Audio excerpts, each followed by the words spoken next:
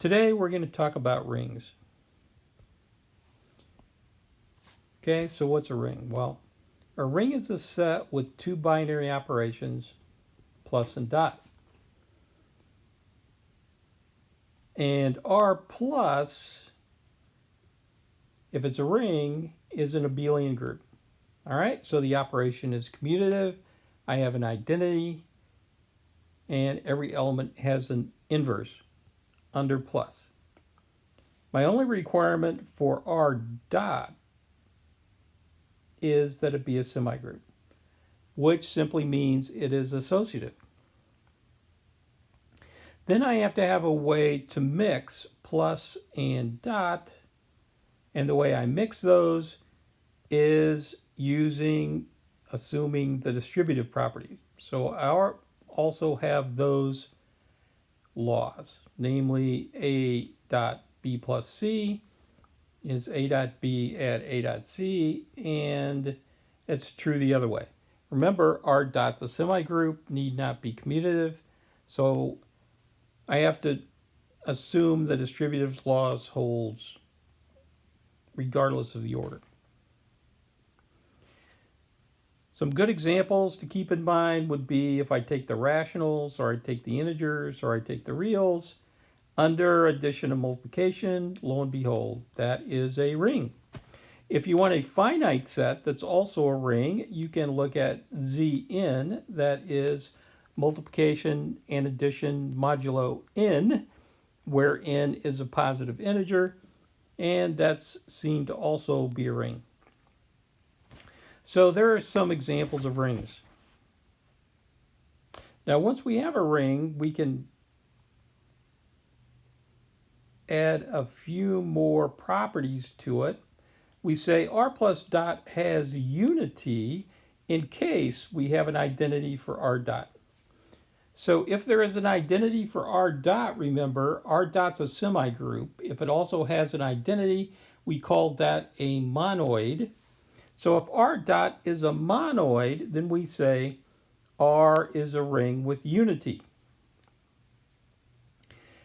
And if it does have an identity under dot, we're going to have to call it something, and what we call it is 1. So that's just our name for the identity under dot if it exists.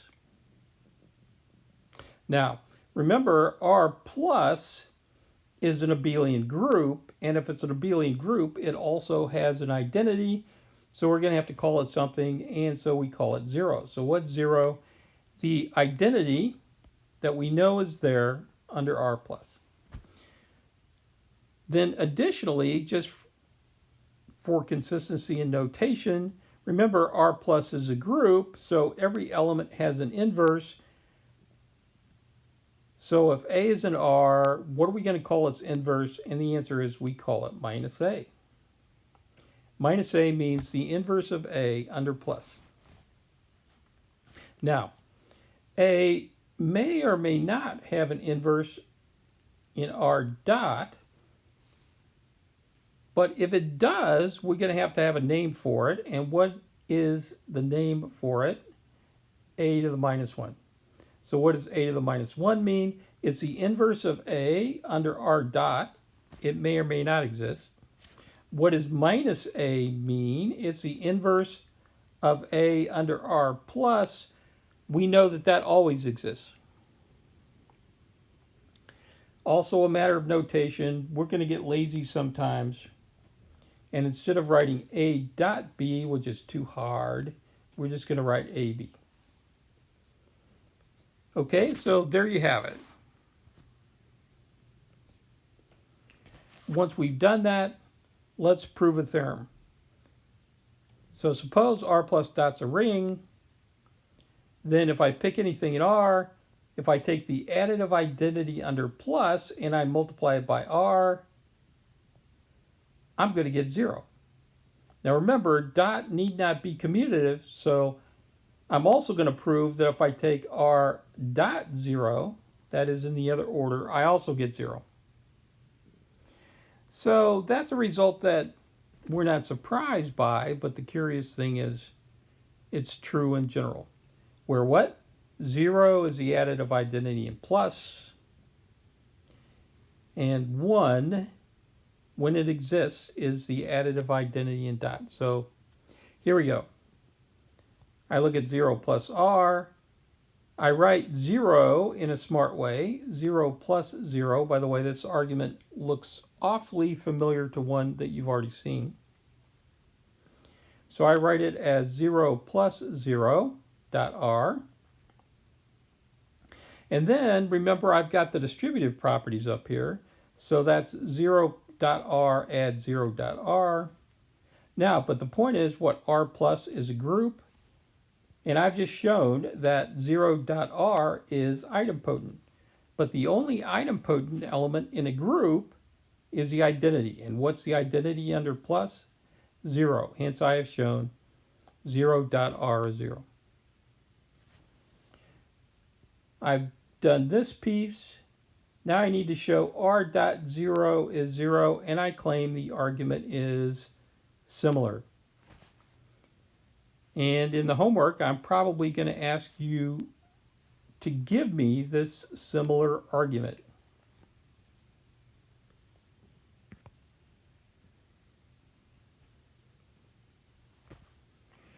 All right, now let's prove another theorem. Suppose r plus dot's a ring. Then I'm going to show that additive inverses work the way I think they should. And what do I mean by that?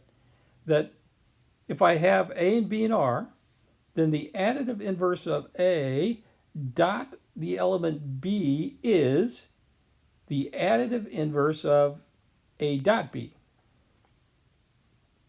which also happens to be A dot the additive inverse of B.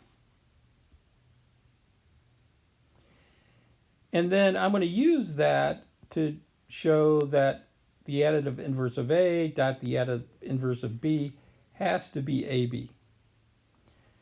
All right, so essentially we're proving that additive inverses work the way they should, the way they do in the rationals or the reals. So we're going to concentrate on the first piece, minus A times B is minus AB. Now what does that mean?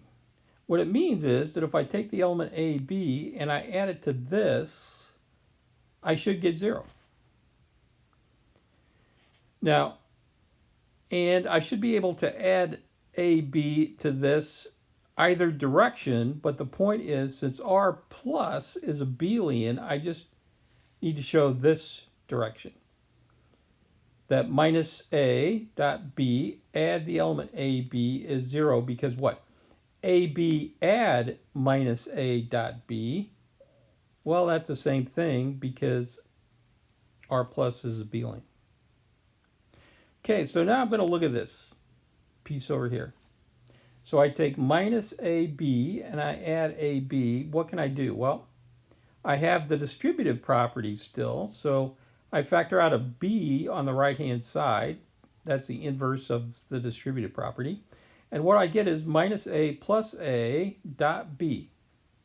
But now what's minus A plus A? Well, minus A is the additive inverse of A. So when I add it to A, I just get 0. So this is just 0 dot B, but look at this theorem up here. 0 dot anything is 0 again. Hence, I've just shown that if I take this sum, lo and behold, I get 0. Now there's the other case where if I take an A times minus B, I should also get the additive inverse of AB. And I'm going to claim again that that argument is similar to the one I just did in case 1.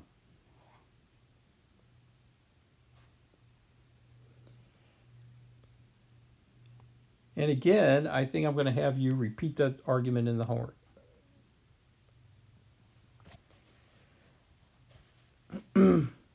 All right, so that's got this piece proven. Now I'm going to concentrate on this. Well, the way I'm going to prove that actually is to use this. So here it comes. I want to show that the additive inverse of A times the additive inverse of B is really the element AB. So here goes. I look at the left-hand side, minus A times minus B. And I use this result up here. Minus A times B is minus AB, so I go minus A times minus B is the negative of what? A times minus B. Do you see?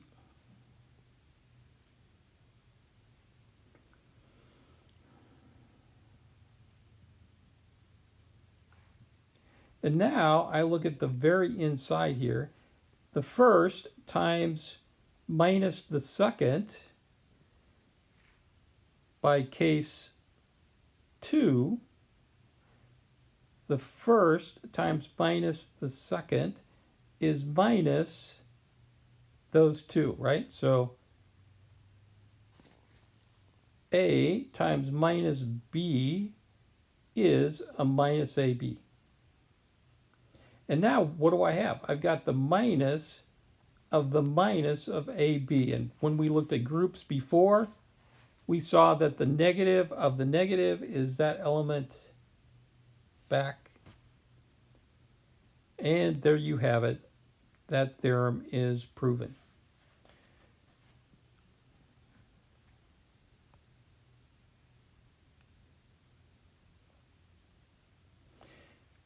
Now we're going to prove another theorem that says what? Suppose R plus dot is a ring with unity. Well, if it's a ring with unity, then it has the identity element for dot. And remember, we called the identity element for dot 1. Okay, now, if it has 1, then since R plus is a group, 1 has to have an additive inverse. And what do we call the additive inverse of 1? We call it minus 1.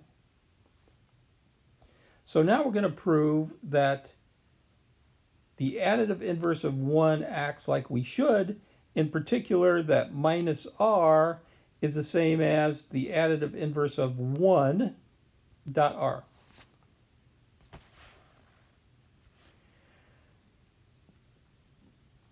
All right, so now how are we going to do that?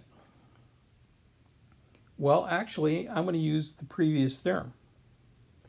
By theorem 5,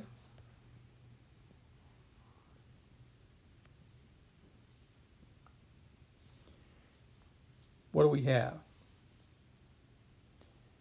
Here we've got the additive inverse of 1 dot R. So which part of theorem 5? And I'm going to use this piece right here.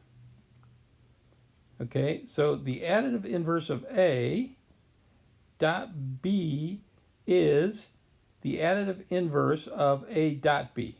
So I'm going to use this piece right here.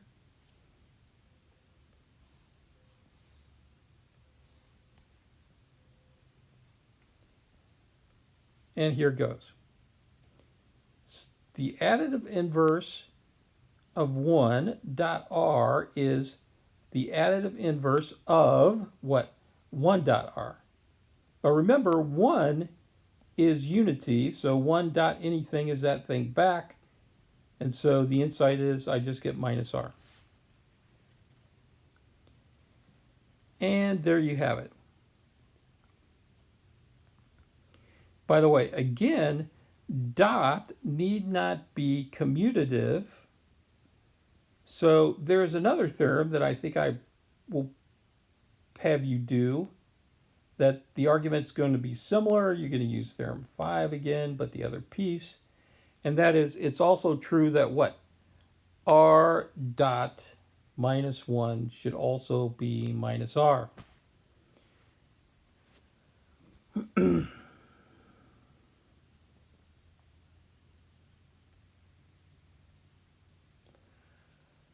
So I think that that's all we're going to look at today.